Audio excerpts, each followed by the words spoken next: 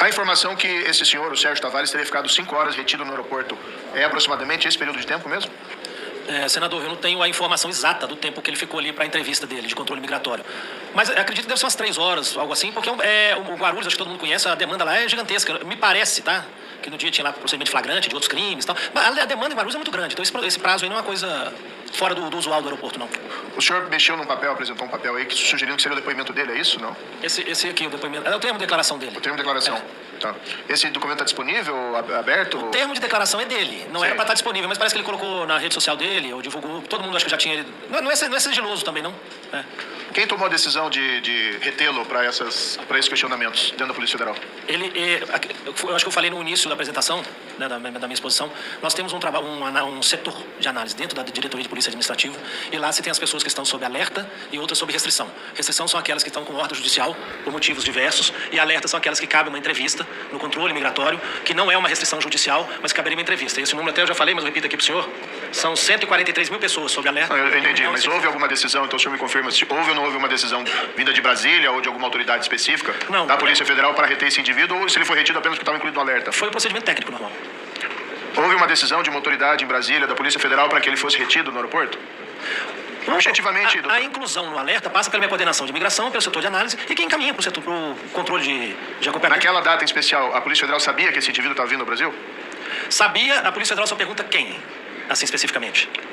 Porque o controle migratório ele faz isso diuturnamente. Tá, ele veio ao Brasil de Portugal. A Polícia Federal sabia previamente que ele estava vindo de Portugal ao Brasil? Sim, a gente tem um controle de passageiros, não ele, de passageiros, de todos que entram, todos que saem, a gente faz esse controle de voos. E houve uma decisão individual de alguém da Polícia Federal, do diretor, do delegado, de um agente específico para que ele fosse retido da fronteira? Foi um procedimento protocolar. Foi por conta do alerta? Foi por conta do alerta. E quem colocou esse alerta? O meu setor de análise coloca o alerta, passa na coordenação de imigração e encaminha o procedimento. Ele foi considerado como uma ameaça física? Ele era entendido como uma ameaça física para algum indivíduo aqui no Brasil? Ameaça física, o senhor quer dizer de alguma risco violência? Físico, de violência? Ameaça física própria contra alguma pessoa específica, não. Como contra alguma pessoa específica, naquele momento, não. O senhor mencionou que ele foi retido porque ele tinha opiniões que flertavam com crimes contra a honra de autoridades brasileiras, é isso? Além disso, mas não é só essa. Ele tinha em rede social manifestação favorável ao movimento do Quebradeira do dia 8 de janeiro. Havia alguma representação de ministro do Supremo Tribunal Federal por crime contra a honra ou de qualquer outra autoridade? Não. O senhor sabe que esses crimes só se procedem mediante representação? O crime contra a honra, sim. O de acompanhar o alerta de alguém que apoiou a quebradeira, não. E não é a questão do alerta, senador, não é a ordem judicial. O alerta é um acompanhamento administrativo. Esse é a ordem judicial, sim. Mas foi o senhor que colocou como relevante o fato dele flertar com crime, obter opiniões que flertavam como crimes contra a honra. Sim, passou num setor de análise da O senhor entende que a Polícia Federal deve de ofício cuidar desse assunto? Não, eu não estou falando do crime contra a honra de ministro da Suprema Corte. Eu tô falando o senhor que falou anteriormente. Não fui eu que coloquei palavras na sua boca. Se pegar o depoimento dele... Então, o senhor mencionou aqui opiniões, eu anotei. Ele tinha opiniões que flertavam com crimes contra a honra de ministro do Supremo Tribunal Federal. Sim. Além disto, ele tinha opinião, e tem, não sei se mudou a opinião, de apoiar ao ato de quebradeira que teve no 8 de janeiro. Além disto, ele teve a opinião de criticar a urna eletrônica dizendo que é fraudada. Além disto, ele gravou um vídeo, tem na rede social dele, com uma pessoa que tem mandado de... Quem é essa pessoa? Se não me falha aqui, cidadão Alan Santos. Em Portugal? Não, parece que estava em outro país, Estados Unidos, se não me engano. Então, assim, tem algumas informações... Ou depois, não sei. Mas antes tem essas manifestações. A Polícia Federal ela vai começar a reter as pessoas pelas opiniões delas, se forem contrárias ao governo brasileiro, se for uma opinião negativa. Os jornalistas estrangeiros, ou turistas estrangeiros, eles têm segurança para vir ao Brasil ou vão ser começados a parado para ser questionados, delegado? Não serão impedidos por opinião política nenhuma pessoa, até porque a Polícia Federal é um órgão de Estado, Polícia de Estado. Agora, nós temos que separar uma coisa que é opinião política de algo que é uma opinião favorável a algo que é crime, como, por exemplo, o ato de vandalismo do 8 de janeiro. Então, ninguém é favorável ao ato de vandalismo do Rio de Janeiro ou nenhum ataque pessoal contra ninguém. A grande questão é se as pessoas podem se parar, começar a ser questionadas, estrangeiros que virem para cá por conta dessas opiniões. O Economist fez uma reportagem recente, uma matéria criticando aqui o retrocesso no combate à corrupção no Brasil. Vários jornalistas, mas entre eles a senhora Ana Lanques. Ela pode vir ao Brasil ou ela vai ser retida pela Polícia Federal para ser questionada? Senador, eu não conheço essa senhora Ana Lanques e nem a opinião dela. Se a opinião dela é uma opinião técnica normal, não tem o menor problema. Agora, se a opinião dela é defender o ato de vandalismo, de quebradeira do 8 de janeiro, aí é uma situação que tem que ser acompanhada.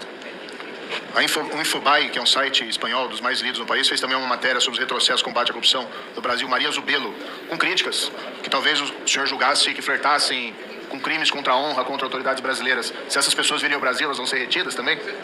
Voltando ao que eu respondi na outra pergunta, se o comentário é na linha de apoiar ato que é crime, e acho que aqui ninguém nega que o quebradeira do 8 de janeiro foi um ato criminoso, certamente essa pessoa tem que ser acompanhada. Quem faz comentários apoiando fato ou ato criminoso, a função da polícia é acompanhar. Agora, a opinião política não é problema de polícia.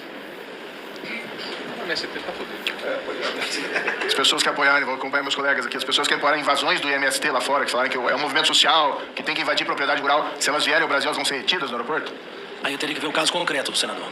Começa a acompanhar a metade do parlamento aqui, não deputado senador. As pessoas que falarem lá fora que não houve corrupção no Brasil durante o governo do PT e que todo o dinheiro tem que ser devolvido para as empresas, se elas vierem para o Brasil, vão ser retidas pela Polícia Federal? Aí eu teria que ver também o caso concreto, senador.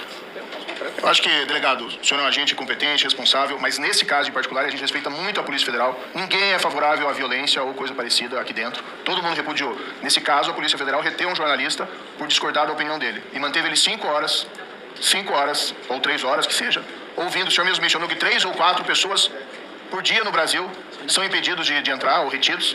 Esse indivíduo foi escolhido nessa data e, pelo que o senhor falou aqui, a leitura que eu faço é porque ele foi retido, porque ele tinha opiniões que flertavam com o que a Polícia Federal discordasse. E aí entra num terreno perigoso da opinião, porque nós mesmos vimos aqui alguns exemplos de atos que são criminosos e a pessoa lá fora, se a Polícia Federal vai começar a fazer uma vigilância dessas opiniões lá fora, ela vai ter que começar a ter muito problema. Eu sugeri à Polícia Federal, com muito respeito, e respeito também a instituição, que a Polícia Federal evitasse fazer esse tipo de controle sobre opiniões de turistas ou jornalistas que vêm ao Brasil. A não ser que a pessoa represente, e aqui por isso que eu fiz essa colocação, que a pessoa apresente um risco real para qualquer indivíduo aqui no Brasil, seja ele um ministro supremo, seja ele um senador, seja ele um cidadão comum. Aí é uma coisa diferente. Se a pessoa apresenta um risco concreto para qualquer indivíduo, e não me parece que esse indivíduo que foi retido tinha essas características, o ato é arbitrário. Palavras dos meus colegas que falaram tão eloquentemente, eu quero acrescentar algumas informações sobre a nossa viagem para os Estados Unidos recentemente, onde fomos delatar os crimes, as violações contra os direitos humanos que acontecem reiteradamente aqui no Brasil. E levamos documentos, uma fartura de documentos e evidências. Marcel Van Hatten está aqui do meu lado para dizer se eu mentir ou se eu fizer uma fake news, né, Van Hatten? Não me prenda, por favor. Levamos uma enxurrada de documentos mostrando que o Brasil não é mais uma democracia. Mostramos para jornalistas, para pessoas da direita, do centro e da esquerda. E uma pergunta que foi feita frequentemente é: e a imprensa não fala nada sobre isso? O que eles não conseguiam entender depois de ficar comprovado a violações aos direitos humanos, a perseguição política, a instrumentalização do Estado, da máquina estatal para censurar o povo brasileiro, para colocar na cadeia pessoas inocentes, a pergunta que eles mais faziam é: e a imprensa? A imprensa não fala nada. Eu faço uma pergunta para os senhores jornalistas. A Venezuela é uma democracia? Lá tem instituições. Na Venezuela tem Ministério Público, na Venezuela tem parlamento e na Venezuela tem uma Suprema Corte. Mas o mundo sabe que a Venezuela é uma ditadura. Sabe por quê? Porque foi um erro que eles cometeram. Um erro que o Hugo Chávez cometeu, que aqui a esquerda foi muito mais esperta. Lá, eles praticamente executaram a imprensa. Aqui, a esquerda cooptou a imprensa. Sequestrou a imprensa ideologicamente. Então a minha resposta para essas pessoas é: sim, nós temos imprensa, ou pessoas que se dizem da imprensa, mas elas batem palmas para isso. A imprensa bate palmas para o avanço ditatorial do Brasil. Uma imprensa lixo, como essa daqui, que coordena basicamente tudo, que passa pano. A gasolina aumentou, saiba por que isso é bom, senador. As pessoas estão morrendo de dengue, mas saiba por que isso é bom. Que vergonha! Que humilhação! Para terminar e para concluir, porque realmente é triste saber que se nós não revertermos a situação, os nossos filhos, os filhos dos senhores da imprensa vão viver numa ditadura. E na ditadura não tem amigo do rei. Todos que pensarem por conta própria serão executados, serão perseguidos. Mas nós vamos continuar. Já temos viagem praticamente marcada para o Parlamento Europeu, em Tribunal de Haia, e o mundo saberá, embora a imprensa daqui trabalhe ativamente para esconder, o mundo saberá que o Brasil é uma ditadura, que persegue a oposição, que não respeita direitos humanos e que a imprensa passa pano. Uma grande parte da imprensa. Há bolsões de sanidade, mas uma grande parte da imprensa passa pano para isso. Isso é vergonhoso. Lembrando muito bem, o senador Girão, que esse inquérito começou quando esse Estado ditatorial foi para cima da imprensa. E a direita fascista foi defender o direito da revista Crossway de relatar um fato do amigo do meu pai. Olha que interessante. A direita ditatorial, fascista, censura, foi quem foi para cima para defender o direito da imprensa de falar o que pensa, de reportar os fatos. E aí hoje eu fiquei sabendo que a Abrage vai entrar contra o STF, sabe por quê, deputado Manhattan? Porque o STF decidiu que agora a imprensa poderá ser responsabilizada civilmente pelas falas de um entrevistado. E aí eu vejo zumbis ideológicos com crachá da imprensa batendo palma para isso. Então eu vou dizer a diferença entre Brasil e Venezuela. A Venezuela, eles executaram a imprensa. No Brasil, ela foi sequestrada ideologicamente. Obrigado. Marco Aurélio Melo, qualquer dos integrantes do STF, sai à rua? Ministro aposentado diz que nunca foi hostilizado. Marco Aurélio Melo, ministro aposentado do Supremo Tribunal Federal, STF, deu declarações sobre a Lava Jato durante entrevista ao Estadão. Ele disse que Corte ajudou a enterrar a operação e questionou se algum dos ministros sai à rua. Ele disse ainda que se houve críticas em relação ao Supremo, Marco Aurélio Melo destacou que nunca foi hostilizado. Eu só ouço críticas quando, ao Supremo, eu indago. Hoje, qualquer dos integrantes sai à rua? Eu sempre saio à rua e nunca fui hostilizado.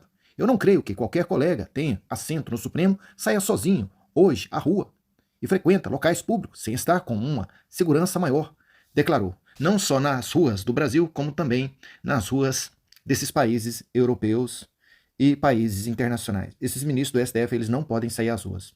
Agora a pergunta que não quer se calar. Por que eles não podem sair às ruas? Deixe aí nos comentários.